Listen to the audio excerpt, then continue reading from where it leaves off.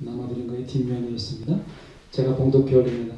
민수기 22장 28절에서 35절까지. 여호와께서 나귀 입을 여시니 발람에게 이르되 내가 당신에게 무엇을 하였기에 나를 이같이 3번을 때리느냐. 발람이 나귀에게 말하되 내가 나를 거역하기 때문이니 내 손에 칼이 있었다면 곧 너를 죽였으리라. 나귀가 발람에게 이르되 나는 당신이 오늘까지 당신의 일생 동안 탄 나귀가 아니냐. 내가 언제 당신에게 이같이 하는 버릇이 있었더냐. 그가 말하되 없었느니라. 그때 여호와께서 발람의 눈을 밝히시매 여호와의 사자가 손에 칼을 빼들고 길에 선 것을 그가 보고 머리를 숙이고 엎드리니 여호와의 사자가 그에게 이르되 너는 어찌하여 내 나귀를 이같이 3번 때렸느냐. 보라, 내 앞에서 내 길이 사악함으로 내가 너를 막으려고 나왔더니 나귀가 나를 보고 이같이 3번을 돌이켜 내 앞에서 피하였느니라. 나귀가 만일 돌이켜 나를 피하지 아니하였다면 내가 벌써 너를 죽이고 나귀는 살렸으리라. 발람이 여호와의 사자에게 말하되 내가 범죄하였나이다. 당신이 나를 막으려고 길에 서신 줄을 내가 알지 못하였나이다. 당신이 이를 기뻐하지 아니하시면 나는 돌아가겠나이다. 여호와의 사자가 발람에게 이르되 그 사람들과 함께 가라. 내가 내게 이르는 말만 말할지니라. 발람이 발락의 고관들과 함께 가니라. 아멘. 입이 열린 나귀라는 제목으로 함께 오늘 말씀을 함께 나누기를 원합니다. 늘 이 성경을 보면 발락이 누군지 발람이 뭔지 항상 발람과 발락이 늘 헷갈려요. 그래서 하필이면 비슷한 시대에 이 발락과 발람이 같이 나와가지고 늘 헷갈립니다. 성경 읽다 보면 엘리사와 엘리야가 늘 이렇게 죽은 아이를 살리는데 누가 누구를 살리는지 헷갈린 것처럼 엘리사와 엘리야가 비슷하게 헷갈리고 발람과 발락이 또 헷갈려요. 그래서 보면 발락이 모압의 왕이고 발람은 이제 일종의 선지자죠. 근데 이방인 선지자인데 공교롭게도 이 모압의 선지자인 이 발람은 하나님을 두려워했던 자였습니다. 그래서 우리가 발람과 발락이 늘 혼동되는데 오늘 말씀을 통해서 저희가 하나님의 이 말씀 속에서 발람이 어떤 행동을 했어야 되는가 라고 하는 것을 비추어 보면서 함께 우리의 삶을 돌아보는 이 시간 되기를 원합니다. 28절에 보면 여호와께서 나귀 입을 여시니 라고 얘기합니다. 나귀 입을 여셨다라고 하는 것을 우리가 보면 입을 열었다라고 하는 소리를 냈다라고 하는 거예요. 그러니까 나귀가 정말 말을 했느냐라고 하는 거죠. 나귀가 말을 할 수도 있죠. 하나님은 얼마든지 하며. 근데 이 나귀의 이 두뇌 구조를 보면 언어를 익힐 만한 그런 뇌 구조가 되어 있지 않잖아요. 언어라는 게 하루아침에 되는 게 아니잖아요. 그렇게 본다면 말을 하게 하셨다 이렇게 하지 않고 입을 여셨다 이렇게 이야기하는 거 보면 이 나귀는 소리를 냈는데 그 소리가 사람이 알아들을 수 있는 소리를 한 거죠. 소리를 낸 거예요. 그러니까 어떻게 보면 말을 한 게 아니라 소리를 냈는데 그게 사람이 들을 때는 그게 알아들을 수 있는 말처럼 들린 거죠. 그러니까 나귀는 입을 열었어요. 근데 그 소리를 적당하게 내게 하신 것은 턱과 혀를 움직여서 그 소리를 사람이 알아들을 수 있도록 소리를 내게 하신 것은 전적으로 하나님의 역사죠. 그래서 우리가 보면 우리가 오늘도 누가복음에 제가 큐티를 올리는 걸 보면 귀신 들린 자가 말을 못하게 하잖아요. 근데 예수님이 귀신을 내쫓으니까 이제 비로소 말을 하게 하는 거예요. 그 영이라고 하는 것은 이 턱과 혀와 이 입이 닫히게 해서 말을 못하게 하는 거예요. 근데 하나님이 그러면 귀신은 말을 하는 자를 말을 못하게 하게끔 턱과 입을 막을 수 있다면 하나님께서 그 입을 열어서 알아들을 수 있는 소리를 내게 하시는 것은 왜 못하시겠습니까? 그래서 이 나귀에게 말을 했다기보다는 나귀를 통해서 하나님이 그 소리를 듣게 했다라고 하는 거죠. 이렇게 보면요, 우리가 사실 하나님의 음성, 하나님의 소리를 우리가 세상에서 잘 듣지 못하고 있다라고 하는 거예요. 우리가 마태복음 26장 34절에 보면 예수께서 이르시되 내가 진실로 내게 이르노니 오늘 밤 닭 울기 전에 내가 3번 나를 부인하리라, 이렇게 얘기합니다. 닭 울음이 하나의 깨달음을 주는 어떤 베드로에게 이 말씀을 기억나게 하는 하나의 그 신호죠. 신호였어요. 그 닭이 울었다라고 하는 거예요. 그런데 닭 울음소리를 듣고 베드로가 예수님께서 하신 말씀, 내가 3번 부인하리라 라고 하는 것을 깨닫게 돼요. 이건 닭의 소리인 것처럼, 당나귀의 소리가 한 사람을 깨닫게 하는 것처럼 닭의 소리도 하나님이 쓰시는 거예요. 일상 속에서 하나님은 이런 소리들을 통해서 우리에게 깨닫게 하는 하나님의 신호로 사용하시는 거예요. 그러니까 하나님의 음성이라고 늘 이야기하면 마치 이제 세례 요한이 예수님께 세례를 줄 때 하늘에서 이는 내 사랑하는 아들이니 이렇게 얘기하는 거죠.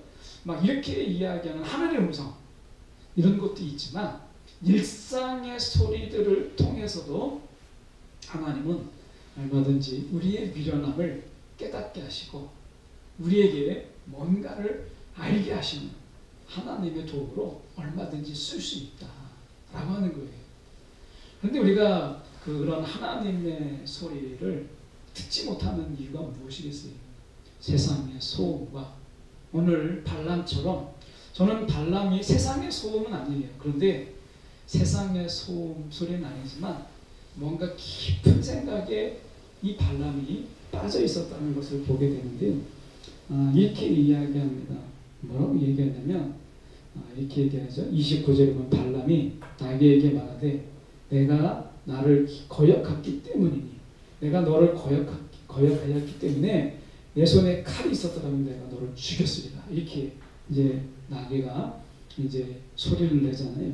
그런데 이게 참 재밌는 게 뭐냐면 민수기 22장 17절의 말씀에 보면 이렇게 얘기합니다. 먼저 저희가 32절, 본문 32절을 보고 저희가 앞으로 가보죠. 32절에 보면 여호와의 사자가 그에게 이르되 너는 어찌하여 내 나귀를 이같이 3번 때리느냐? 보라, 내 앞에서 내 길이 사악함으로, 내 길이 사악하다 이렇게 말씀하세요.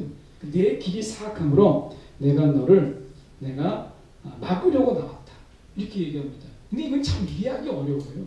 왜 어려우냐면 민수기 22장 17절에 보면 내가 그대를 높여 크게 존귀하게 하고 그대가 내게 말하는 것은 무엇이든지 시행하리니 청하건대 와서 나를 위하여 이 백성을 저주하라.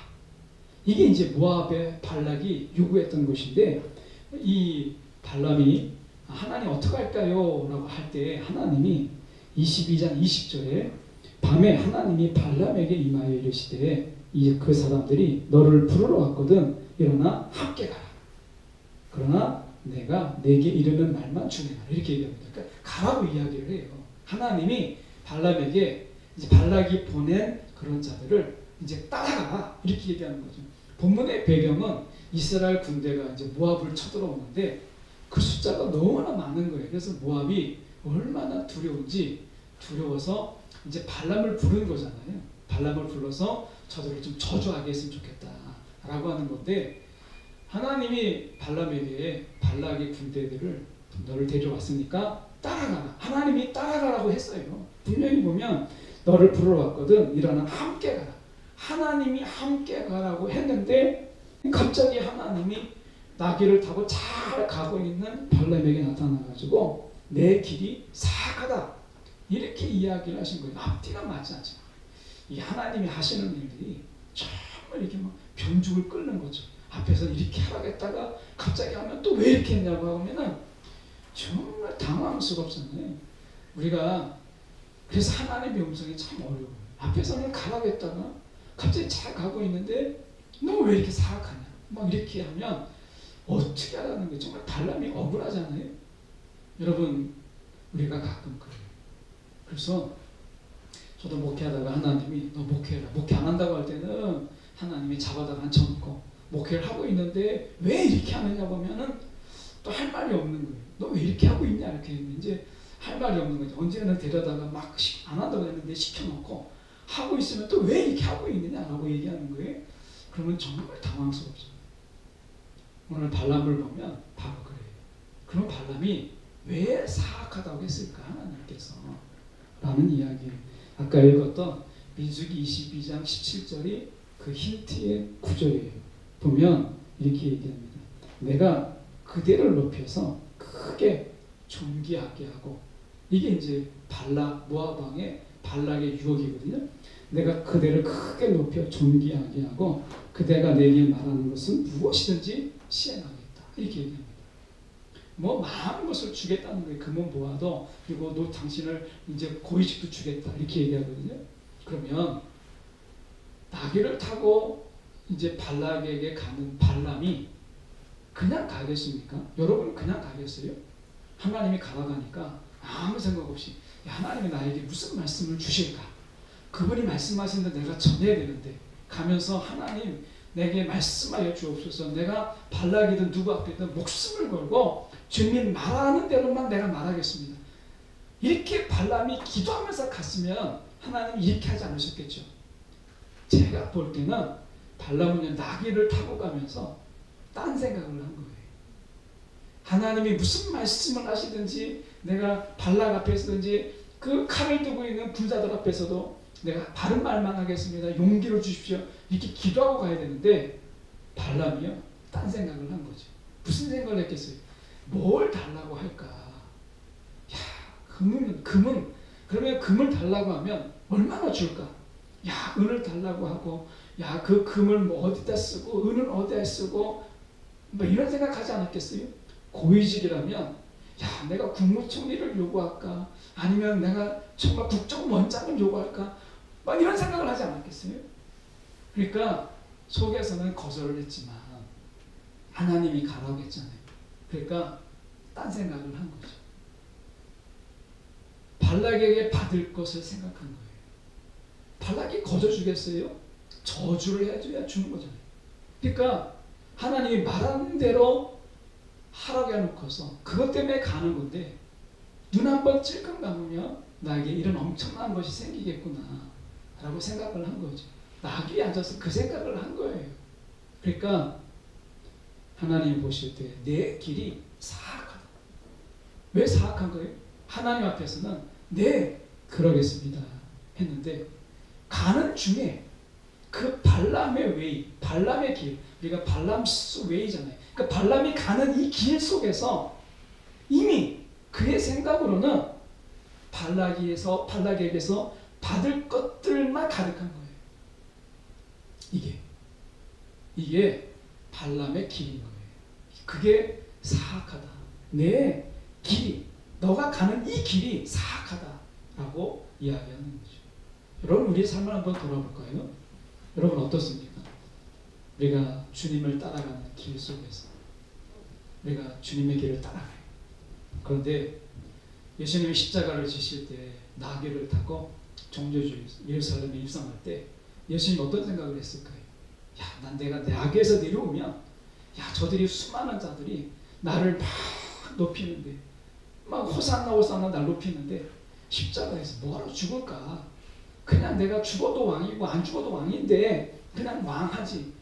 이런 생각하면서 나귀를 타셨겠습니까? 같은 나귀를 타셨을 때 예수님께서는 내가 십자가를 지고자 하는 이 마음, 내가 정말 십자가에서 죽음을 통해서 내가 죽음을 이기고자 하는 이 하나님의 거룩한 뜻을 내가 이루기 위한 그 마음에 또 다짐하고 또 다짐하고 또 다짐하지 않았겠어요? 근데 발람은 그러지 않았어요.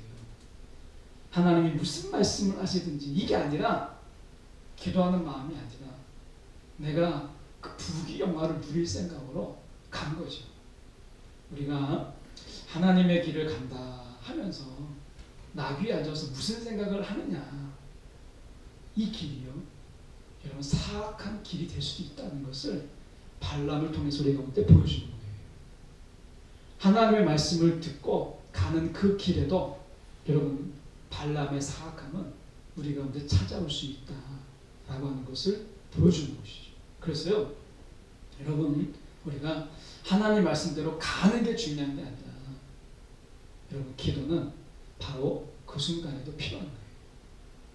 그래서 저희가 성경에 32절에 가서 보면 이렇게 이야기해서, 여호와의 사자가 그에게 이르되 너는 어찌하여 내 나귀를 이같이 3번 때렸느냐? 보라, 내 앞에서 내 길이 사악함으로 내가 너를 막으려고 나왔다. 가라고 했는데 이 길을 막는 이유가 뭐겠어요? 그것은 발람이 지금 여기에서 그가 어떤 이야기를 하고 있는가, 속마음을 하나님께서 너무 적나라하게 아셨다는 거죠. 그래서 34절에 보면, 건너가서 보면 이렇게 이야기합니다. 발람이 여호와의 사자에게 말하되 내가 범죄하였나이다, 이렇게 얘기하잖아요. 근데 이 히브리어로 보면 이 범죄하였나이다, 이 말은 그가 죄인입니다, 이게 고백하는 게 아닙니다. 이런 뜻의 의미가 아니라 내가 절차적인, 이것은 내가 범죄하였나이다라는 말은 내가 죄인입니다. 베드로가 깊은 곳에 그물 던졌을 때 이제 고기가 다 찬 것을 보고 내가 죄인입니다 라고 말했던 그런 고백이 아닙니다. 여기서는 내가 범죄하였나이다라는 것은 절차적인 실수가 있었습니다, 이런 뜻입니다. 자기 실수라는 게 실수. 이게 죄가 아니고 나는 실수입니다, 이렇게 얘기하는 거예요. 이 발람이 그러니까 이거를 여러분 죄라고 생각하지 않고 실수라고 이야기하는 거예요. 우리가 그렇잖아요.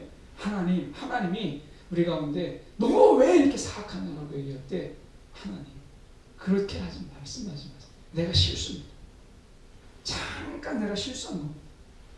발람은 지금 그렇게 이야기하고 있는 거예요. 죄와 실수를 구별하지 못했다는 거예요. 여러분, 오늘 우리가 삶 속에서 실수와 죄를 구분해야 돼요. 발람은 하나님이 발람이 실수한 건지 정말 그가 사악한지를 왜 구분하지 모르시겠어요? 그런데 하나님 앞에서조차 발람은 내가 죄가 아니라 이건 내 실수입니다, 내가 실수입니다, 잠깐 생각의 격기를 지금 잠깐 벗어난 겁니다, 이렇게 얘기해요. 여러분, 생각에 잠깐 격기를 벗어나는, 우리가 그럴 수 있다고 생각하죠. 정말 우리는 얼마든지 그럴 수 있어요. 이렇게 잠깐 하나님을 바라보고 가는 중에도 잠깐 딴 생각할 수 있어요. 그런데 하나님의 기준이 중요하죠. 발람은 내가 잠시 나귀를 타고 가다가 잠시 내가 하나님을 잊었고 딴 생각을 했습니다. 이것을 그는 절차적인 실수입니다, 이렇게 얘기해요. 실수입니다 라고 얘기했어요. 여기서 그 얘기가 내가 범죄하나이다, 이 말이거든요.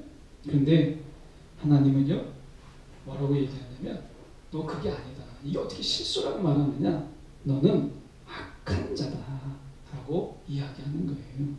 그러니까 34절에 그가 둘러댄 게 뭡니까? 나를 막으려고 길에 서신 줄을 내가 알지 못하였나이다. 내가 당신이 이를 기뻐하지 아니하시면 내가 돌아가겠나이다 라고 얘기하는 거죠. 절차적 실수. 내가 하나님이 가라고 했는데 내가 그걸 잘못 알았나 봅니다. 아니면 내가 생각을 했는데 잠깐 내 딴 생각했는데 이게 다 실수입니다. 이런 문제가 있다면 난 돌아가겠습니다, 지금. 이렇게 얘기하는 거죠. 여러분, 하나님은 우리의 실수와 우리의 죄를 구분하실 수 있는 분이십니다.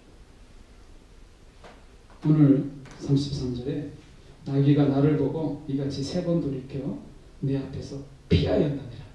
나귀가 이 하나님의 천사를 보고 피한 거예요. 나귀가 만일 돌이켜 나를 피하지 않았더라면 내가 벌써 너를 죽이고 나귀는 살렸으리라 라고 이야기하잖아요. 하나님의 사자가 나귀가 여호와의 사자를 보고 피한 거예요. 발람은 보지 못했던 것을. 우리가 생각해 볼 때 우리가 인간이 굉장히 지혜가 있고 똑똑하다고 하지만 나귀의 눈보다 못한 거예요. 나귀가 여호와의 사자를 보고 3번이나 피했다는 거예요. 야, 이런 나귀가 어디 없는지 모르겠어요. 이런 나귀를 정말 길러야 돼요. 얼마나 영적으로 탁월합니까? 여러분, 우리가 나귀보다 못한 거예요. 이거는 하나님의 비유예요. 당시 발람은요, 굉장히 당시에 지명도 있는 그런 선지자였어요. 모압에서도 가장 알아주는, 왕도 그를 모실 만큼. 그런데 하나님이 나귀보다 못하게 만들어버렸어요. 이거는 그의 자존심을 꺾음을 통해서 그가 얼마나 보잘것없는 인간인지 하는 것을 보이신 것입니다. 여러분, 우리가 하나님 앞에서 얼마나 보잘것없는 자인지, 얼마나 연약한 자인지 하는 것을 우리는 알아야 돼요. 예. 발람이 지금 하나님 앞에서 그 기고만장하고 그랬잖아요. 모압의 왕이 좀 모시고 오니까 어깨에 힘이 들어간 거예요. 근데 하나님을 섬기는 자는 결국에는 어깨에 힘을 빼고 하나님을 전적으로 의지해야지, 자기가 좀 부름 받았다고, 또 왕의 부름을 받았다고 어깨에 힘을 주거나 이렇게 해서는 실수하기 나름인 거예요. 근데 하나님은 그걸 죄라고 이야기하잖아요. 여러분, 우리의 삶 속에서 생각의 격기를 가는 것, 여러분 갈 수 있죠. 우리가 설교를 듣다가도, 때로는 말씀을 읽다가도, 또 기도하다가도 보면 찾아오는 생각의 격길들이 참 많아요. 나는 기도하고 있는데 어떨 때는 막 내가 기도하고 있는데 생각이 막 딴 생각으로 가고 있는 거죠. 여러분, 이런 부분들이 여러분 실수를 하지 말고 우리 가운데 악이라 라고 하는 이유가 무엇이겠어요? 여러분, 생각의 격길로 나가지 않도록 깨어있는 게 필요한 거예요. 예. 그래서 여러분, 우리가 발람의 실수라고 하는 부분은 하나님 앞에서 그를 3번이나 죽일 만큼 나귀가 아니었으면 그런 사악함이라고 이야기하는 것을 우리가 기억할 필요가 있습니다. 여러분, 오늘 우리가 하나님의 길을 가는 자들이고 주님의 길을 가는 자들이잖아요. 주님의 길을 가는 자들인데, 여러분 생각의 격길, 또 주님의 길에서 격길로 우리가 좌로나 우로나 치우치는 이런 일들에 대해서 우리가 경각심을 가질 필요가 있어요. 결과적으로 보면 하나님 35절에 여호와의 사자가 발람에게 이르되 그 사람들과 함께 가라, 내가 내게 이르는 말만 말할지니라. 하나님의 강력한 경고가 발람에게 있었던 것이죠. 오늘 이 하나님의 경고가 없었다면 발람은 말할 때마다, 발락이 요구할 때마다 끊임없이 고위직과 그가 베풀 많은 재산들에 아마 갈팡질팡했을 거예요. 그때마다 마음이 얼마나 혼란스러웠겠습니까? 여러분, 오늘 하나님께서 우리 가운데 분명히 말씀하십니다. 하나님 말씀 앞에 말씀을 가지고 세상의 기준과 비교해서 갈팡질팡하는 마음을 내려놓으라는 거예요. 서로 하나님의 말씀과 세상에 주는 많은 기회와 비교하지 말라는 거예요. 여러분, 이것이 악함이라는 거예요. 하나님의 말씀과 비교할 수 있는 것은 없어요.